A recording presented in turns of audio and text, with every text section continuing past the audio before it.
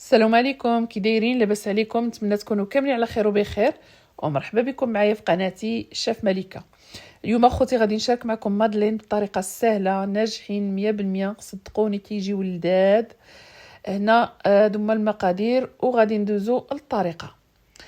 هاد المقادير هادو كيطيحوا واحد الكميه اللي هي كبيره، تقدروا تنقصوا من المقادير او تزيدوا كما بغيتوا. هنا عندي 3 ديال البيضات يكونوا بحراره المطبخ، غنزيد عليهم واحد الرشه ديال الملحه صافي، وغادي نخلط البيض او نطرب البيض، تقدروا تستعملوا الطراب اليدوي. ومن بعد غادي نزيد واحد نص كاس ديال سكر سنيده،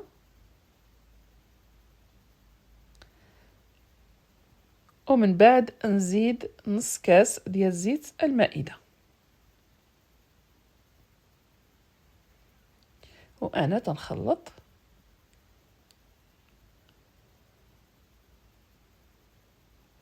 هنا غادي نزيد واحد ليمونه معصره نص كاس،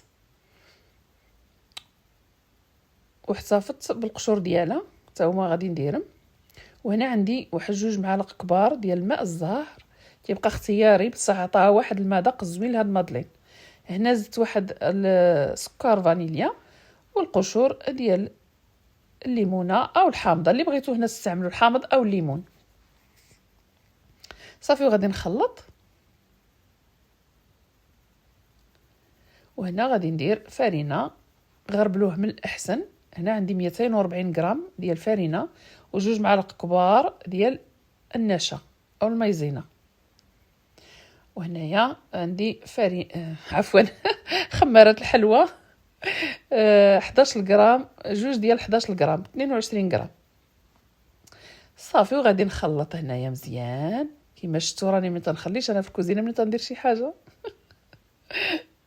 شفتوا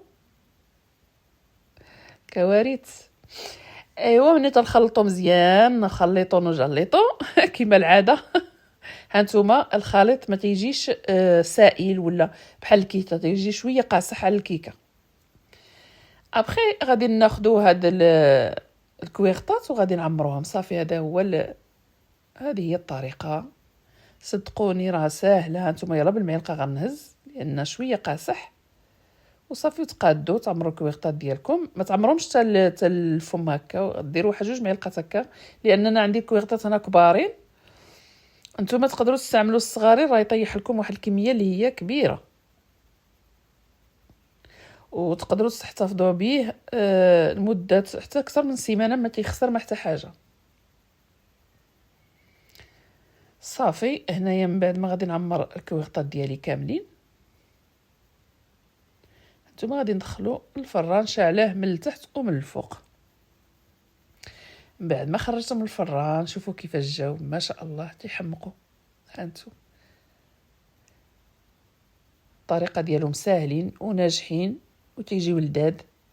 الى عجبكم الفيديو ما تنساونيش، عافاكم اللايكات والبارطاج فضلا منكم وليس امرا، وخليوا لي تعليق زوين. دمتم في رعايه الله وحفظه، مع السلامه.